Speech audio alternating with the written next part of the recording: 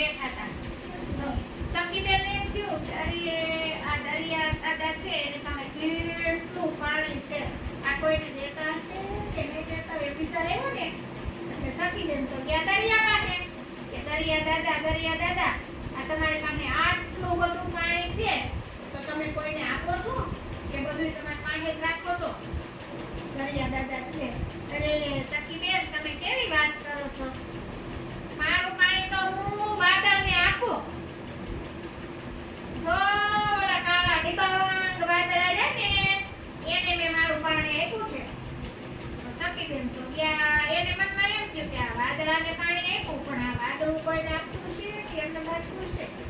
તો ઉડતા આકાશમાં ગયા અને વાદળાને જઈને કે હે વાદળભાઈ તમારે પાસે આટલું બધું પાણી ભર્યું છે તો તમે કોઈને આપો છો કે નહીં?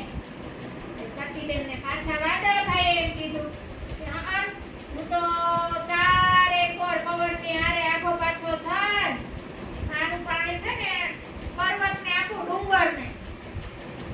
એટલે ચકીબેન તો ગયા પર્વત પાસે. પર્વત કે મારું પાણી હું મારી પાસે કાંઈ ન રાખું, હું તો ઝરણાને પાણી આપી દઉં બધું.